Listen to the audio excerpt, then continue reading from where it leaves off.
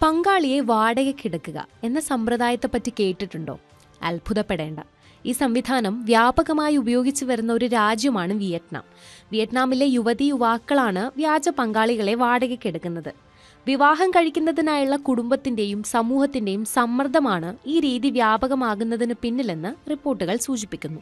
കരിയറിൽ ശ്രദ്ധിച്ച് മുന്നോട്ടു പോകുന്ന യുവാക്കൾക്കുമേൽ കുടുംബം വിവാഹം കഴിക്കണമെന്ന് സമ്മർദ്ദം ചെലുത്തുന്നത് പതിവാണ്. തങ്ങൾക്ക് പറ്റിയൊരു പങ്കാളിയെ ലഭിക്കാത്ത ചിലർ ഒരു പങ്കാളിയെ വാടകയ്ക്കെടുത്ത് കുടുംബാംഗങ്ങൾക്ക് മുന്നിൽ അവതരിപ്പിക്കുന്നു. കരിയറിൽ ശ്രദ്ധ ചെലുത്തി വരികയായിരുന്നു മെൻതു എന്ന 30-കാരി. കുടുംബത്തിന്റെ സമ്മർദ്ദം താങ്ങാനാകാതെ ഈ വർഷം ആദ്യമാണ് ഒരു കാമുകനെ വാടകയ്ക്കെടുത്തത്. ലൂണാർ ന്യൂ ഇയറിന് കാമുകനെ വീട്ടിലേക്ക് കൊണ്ടുവരണമെന്ന മിൻഹന്റെ മാതാപിതാക്കൾ വാശി പിടിച്ചു. തുടർന്നാണ് വാടകയ്ക്കെടുത്ത കാമുകനോടൊപ്പം മിൻഹ വീട്ടിലേക്ക് പോയത്. വീട്ടിലെത്തിയ അയാൾ എൻ്റെ അമ്മയെ പാചകത്തിൽ സഹായിച്ചു. എൻ്റെ ബന്ധുക്കളോട് സൗമ്യമായി പെരുമാറി. ഒരുപാട് വർഷങ്ങൾക്ക് ശേഷമാണ് എൻ്റെ അച്ഛനും അമ്മയും ഇത്രയധികം സന്തോഷിച്ചു കാണുന്നത്, മിൻതു പറഞ്ഞു. സമാനമായ കഥ തന്നെയാണ് ഖാൻ എൻഗോക്ക് എന്ന 33-കാരിക്കും പറയാനുള്ളത്. മാതാപിതാക്കളുമായി അത്ര രസത്തിലായിരുന്നില്ല ഖാൻ. അവരുമായുള്ള ബന്ധം മെച്ചപ്പെടുത്തുന്നതിനാണ് ഒരു കാമുകനെ വാടകയ്ക്കെടുത്തതെന്ന് ഖാൻ പറഞ്ഞു.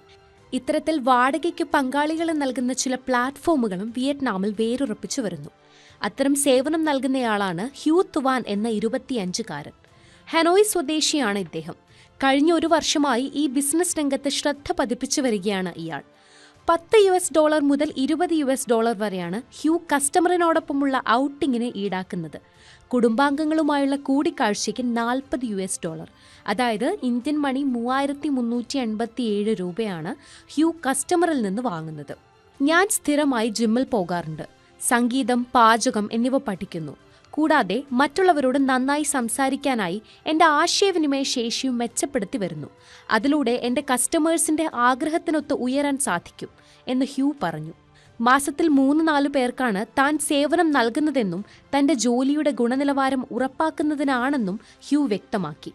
വൈകാരികമായ ബന്ധം, ലൈംഗിക അതിക്രമം എന്നിവ പാടില്ലെന്ന കർശന കരാറിന്റെ അടിസ്ഥാനത്തിലാണ് പങ്കാളികളെ വാടകയ്ക്കെടുക്കുന്ന സംവിധാനം പ്രവർത്തിക്കുന്നതെന്നും അദ്ദേഹം ചൂണ്ടിക്കാട്ടി.